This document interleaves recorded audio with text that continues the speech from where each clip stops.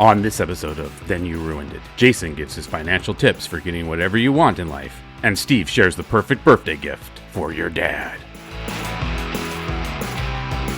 So, you know, at this point that my wife and I are moving house. We bought a house. We're going to sell this house. So when you do that, you have a lot of charges come through on credit card and everything else. And a lot of big charges are like floating around out there. It's like, oh, okay, that's the fee that we paid to have the title insurance started and all this other random stuff. So there's those charges floating around, and they're big ones and they're scary. I also have smaller ones, to be fair. So my wife has said, you know, like, we got to scale down the budget. Like, we're going to a much bigger house. We're paying a lot more money for it. We're doing all this other stuff. So we got to scale things down. So I look at all my subscriptions and I'm like, okay, these are things I can cut out. Boom. I can cut $100 a year on this one. There you go. You're welcome. Now we can afford the house. I have made the sufficient amount of sacrifice. $100. Yes, that is my thinking. I've done my part. What are you giving up? What's this $100 charge? Oh, it's like the top tier of PlayStation. Like, they changed them this past year, whatever it was, and, you know, get you way more stuff. You can get all these downloadable games and classics and blah, blah, blah. I'm just like, well, I gotta have that. I gotta be the top tier. I can't be the lower tier. I can't be those plebes. So I just auto signed up for that one. I was like, okay, well, yep, I haven't played any of those, so let's get rid of that. That's the easiest one to get rid of. So I did away with that, and luckily caught it like the day before it was going to renew, which I feel like is too prophetic. It's like, okay, this falls in line too easily. So, but I did it, so that's gone. So we also have, you know, money in certain accounts that are like the Venmo account, for instance. Things that people have paid us for, like, you know, oh, I pay you this $20 because you got me tickets to this thing, so here, I Venmo'd you $20. So that money's in that account, and I'd forgotten it was there. I don't ever use it. The only thing I use it for is to pay other people things. So the money was there, and then certain places have now turned on the ability for you to pay with that. It's like, hey, now you can just pay with Venmo. It's like, oh, really? Money that my wife can't track and that I can use for things. And she doesn't listen to this podcast.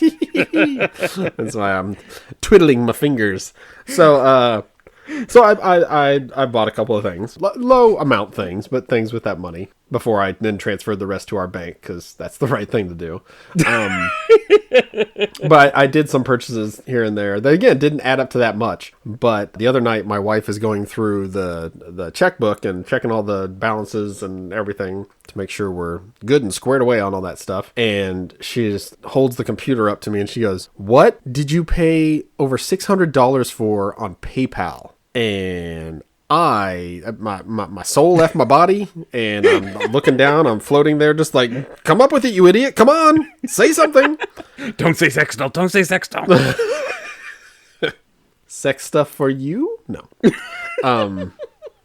So I'm really like racking my brain. I'm just like, I mean, the last purchase I would have made that is that big is the PS5, and that was 2 years ago or whatever now, more. So I'm like, I wouldn't have bought anything that big, but I'm freaking out because I did make some purchases, and I'm like trying to think, oh God, did I buy something that's that expensive and not realize it? Or did I, what did I do? What did I do? So I was freaking out, and very quickly came up with, oh, you know what? That's one of the house things. For whatever reason, when you told me to pay it, it's like the only payment method that they accepted was PayPal. Like, they didn't even offer like, oh, you can pay by credit card. It's like, nope, pay by PayPal. It goes through that, and whatever comes out of that, I don't care, but you just pay through PayPal. So it came through as that. And when I realized that, I mean, I about jumped out of my chair, out of my slippers. I was so happy. I was like, yes, I remember what it was. It wasn't video games. It wasn't t-shirts. It wasn't stupid stuff. It was the house. I said it out loud so many times. My wife could tell. It's just like, okay, I get it. You didn't buy something stupid this time, you moron. I just kept saying it to myself. I was like, it was the house. It was a house purchase. It was fine. Like talking to people that aren't there. It was the house. It's fine. It's going to be fine. So I didn't buy Legos. I bought a house. It's okay. Yeah. In this case, it's helping other people. I bought a house. Yeah. So it's hard to be an adult when you're a child, I guess is what that boils down to. Okay, there's the t-shirt. Yeah, but it's true. Some people say it's hard to adult. I hate using adult as a verb. I hate people to do that. I don't want to say it's hard adulting, but it is hard being an adult when you have a child's mindset of like, I've got all the money. I'm just going to buy things I want. And then Oh, we have to budget now because we have a home that's super expensive. Or super expensive compared to what we make.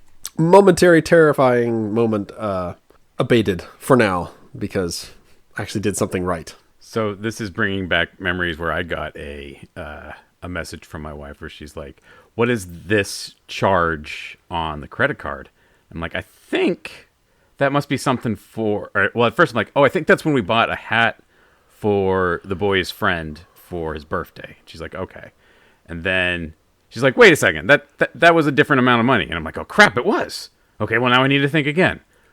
I think it was when like something for his baseball team. She's like, "Okay." No, wait, it's not that either. And so I don't know what this is. There's just like random $40 charge on our account, and none of us can think of what it is. Like we've asked the children. That's how stumped we are by what this charge could be. But we still have all the credit cards. It was only $40. It's weird. Okay, so I'm going to help you sleuth this just because I'm so good at this because I've been in this situation many times. Was it $40 flat? No. It was like $42.80 or something like that. Okay, that's different. I was going to say if it's 40 flat, then it's probably like a fee for something that got charged and you just didn't realize it. So, okay, so I can't help you there. I mean, as long as you're all okay with it. House? Yes, I'm aware. So yeah, it's as long as you're okay with it and you don't think the credit cards have been compromised, then I think you're fine. That's why noting what these things are on your credit statement is nice. You know, when you can tell, it's like, oh, I know exactly what that is because it says blah blah blah.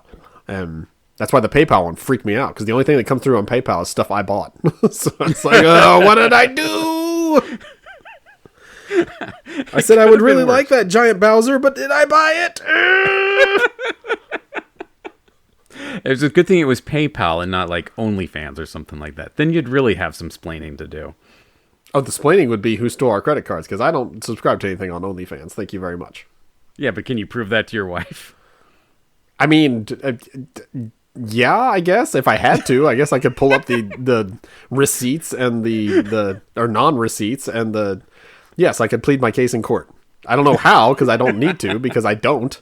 But if I had to, I guess if I'd kept just enough money tucked away in the PayPal account that I could pay off my OnlyFans subscriptions every month. That was one thing I had to cut down on was Patreon. I had to like have all my subscriptions on there, and I felt really bad.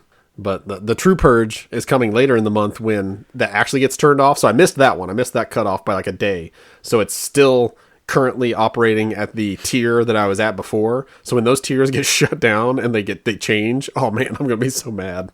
The first on May 1st when I get my first like podcast update and it's not the usual podcast. I'm like, oh, you don't get these now. You have to wait a week. It's like, no. How many Patreons are you patron of? 4. Okay, but pretty low tiers.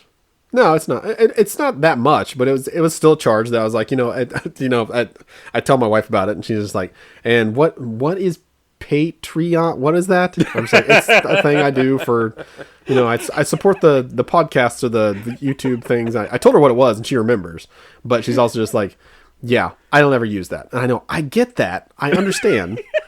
I do. I really like supporting some of these creators. I don't follow that many. Trust me, I could follow like 10, and that would be like $100 or more every month. I said, you know what? That's one I can cut back on. I can still support them, but not support them at the level I was before. But yeah, when those first podcasts come through, or I miss a podcast completely because it's like, oh, you don't have access to this one anymore. This is a patron exclusive. Patreon exclusive, yeah. That will suck, I'm guessing, next month when that hits, but a necessary sacrifice. It must be made. I no longer can watch 4K on YouTube TV as well. I cut that back. The sacrifices that must be made. YouTube TV is definitely one that you could save a lot of money on by not having. That stuff's expensive. Oh, yeah, but we're not going to cut that because she watches that too. Again, if she uses it, she doesn't have a problem with it. It's if I enjoy it. Like, I am the only one that says, no, all the content we watch in this house must be 4K. When we only have one 4K TV. There's no point in having that. I love this. Your wife's like, we need to set on a budget. We need to be strict. We need to tighten your belt. Your belt specifically. Not my belt, your belt. To be fair, she's absolutely right. Rarely does she buy anything. I'm just like, you shouldn't have bought that. And if I do, it's so rare. It's just like, okay, yeah, you treat yourself. You get to do that. I treat myself daily. Found a deal. Thank you, Wario64. Ordered. Daily treat. Daily treat. Yeah, basically. I'm so bad. I'm so bad that when I make a purchase, if it's not justified, which usually if it's a frivolous thing, it's not going to be justified. Before I've made the purchase, I'm already working in my brain. How am I going to get out of this one? What lies? What web of deceit am I going to weave to get my way out of this? And if it's feasible enough, that's when I click purchase the complete order. Okay. This might be morally unjustifiable. The FCC or the FDIC, someone might stop this idea. But if not, we could make so much money. We'll call it pay your real pal or something like that. I don't know. But you can pay us money and you put in text of how you want that purchase to show up on your credit card statement. And that's what we bill it as. And we just bill for like $3 or $4 more than what you're actually thinking. And then we go buy the thing for you. So you could buy a new Wario 64, but have it show up on your credit card statement as donation to orphans. I did actually make a donation recently, and she even asked about that one. I was like, did you make a donation to blah, blah?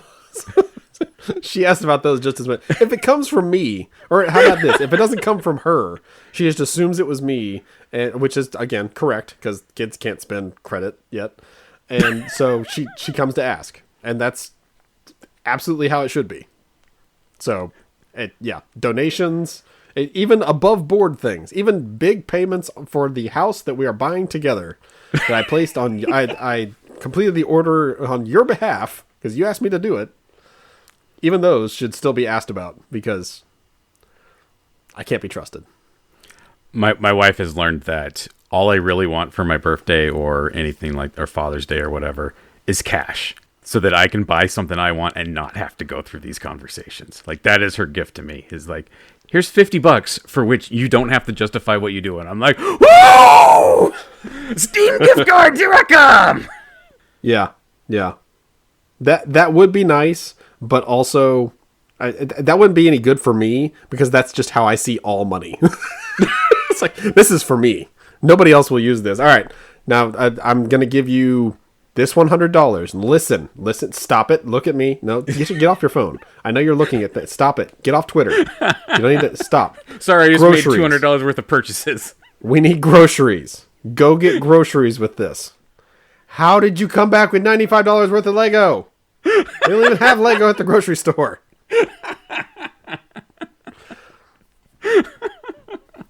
So yeah, don't give me cash. There's no point. Actually, cash just sits in my wallet and I forget I have it until somebody needs cash. It's like, oh, you know what? I have a 20. I don't know where this came from, but I have a 20. Here you go. I'm gonna go spend $200 of credit on something. That's much easier. So, yep, I'm usually to blame, but that one time I wasn't. I was like, again, just like, praise Jesus. Like the choir came out from behind the curtain and I was dancing. And I was, oh, yes. I was right. It's for the house. I was right. It's for the house.